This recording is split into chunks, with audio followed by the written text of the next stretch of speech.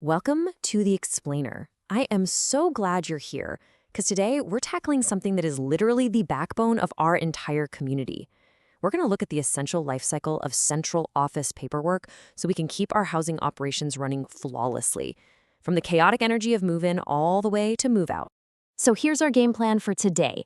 We're going to hit 1, applications and contracts, 2, exemptions and buyouts, 3, navigating room changes, 4, consolidation and upgrades, and finally 5, fees and the checkout.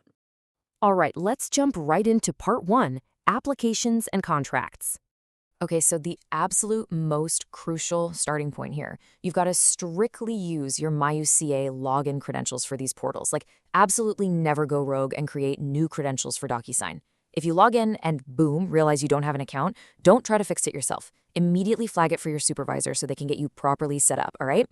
Now, it's vital to remember that the housing application is a universal requirement. We're talking the entire academic year, applying to literally everyone living on campus. And yes, that definitely includes student staff.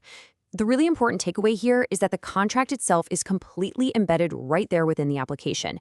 So once they sign, it legally binds the student for the whole shebang, both the fall and spring semesters. Moving right along to Section 2, exemptions and buyouts.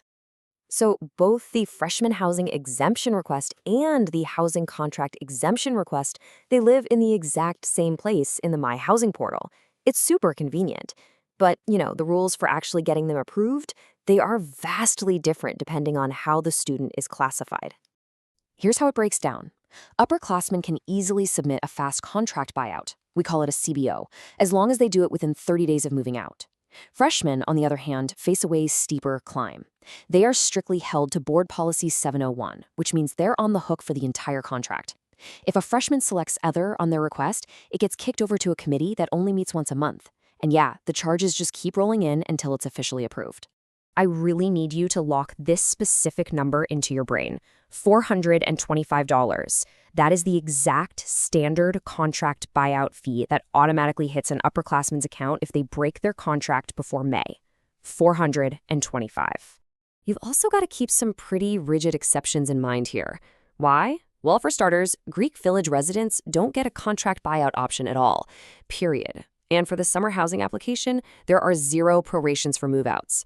Oh, and if you have students staying over winter and spring break, absolutely no prorations for partial stays. It is totally all or nothing. All right, let's pivot to Section 3, navigating room changes. These move-in, change, and cancel forms are going to be your absolute daily drivers. Anytime a student's housing status shifts outside of that crazy standard August move-in weekend, these are what you'll use to keep everything on track. So I've got a quick breakdown here to map out exactly who is accountable for initiating these forms. Got a non-August move-in? The assignment coordinator takes that one. A room change within the same building? That's on the coordinator. But if they're moving to a totally different building, that kicks it back to the assignment coordinator. And for move-outs or no-shows, either an RA or coordinator has to initiate it, depending on if it's a self-checkout or a physical room check. Now pay close attention to this, because it's your most critical deadline. 48. Coordinators have exactly 48 business hours to complete their section of the move-out form the minute a student checks out. After that, the assignment coordinators get another 48 business hours to finish their half. The clock starts ticking immediately, guys. Because self-checkouts only show up electronically, you have to take active ownership of this. You literally have to check your dashboards every single day. If you don't, you're going to miss those 48-hour windows, the paperwork stalls out, and boom, we're dealing with massive administrative bottlenecks. Let's keep the momentum going with Section 4, consolidation and upgrades. What's really slick about this step is how proactive our system is. Once the whole no-show process is done and room changes open up, the central office actually initiates a single room intent form in bulk. It goes out exclusively to residents who suddenly find themselves sitting there without a roommate. Okay, time for a quick pop quiz to test your knowledge of our standard operating procedures. What is the consequence if a student decides to treat that sudden vacancy like, their own personal extra storage space, and they spread their belongings all over the empty half of a double room? Well, first off, they've got to choose one of these formal single-room intent options to handle the vacancy. They can pay the upgrade fee to officially keep the room as a single. They can pull in a roommate they already know. They can consolidate, meaning they pack up and move to someone else's room. Or they can just sit tight and accept a newly assigned roommate from the office. And here's the firm answer to our quiz. You've got to give them 48 hours to unspread their stuff. If they refuse to consolidate or if they refuse to move their things back to their own side of the room after that 48-hour window, you hit them with the single room upgrade fee. No exceptions, no excuses. Finally, let's wrap things up with Section 5, fees and the checkout. Take a look at this assessment form. We use this for things like room damages, lockouts, missing temp cards, or recourse. What's super interesting here is the chain of command. While an RA can totally initiate this form the second they spot an issue, a coordinator must officially approve it before a single fee is actually added to that student's account.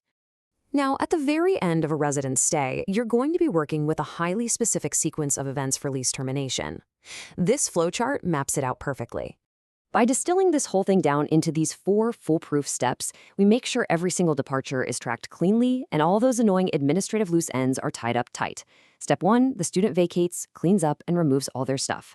Step 2, they return their key to the RC, RLC, or the Dropbox. Step 3, they hit that self-checkout function under My Housing. And finally, Step 4, the RC completes the cancel form during their daily dashboard checks, allowing the assignment coordinators to release the deposit.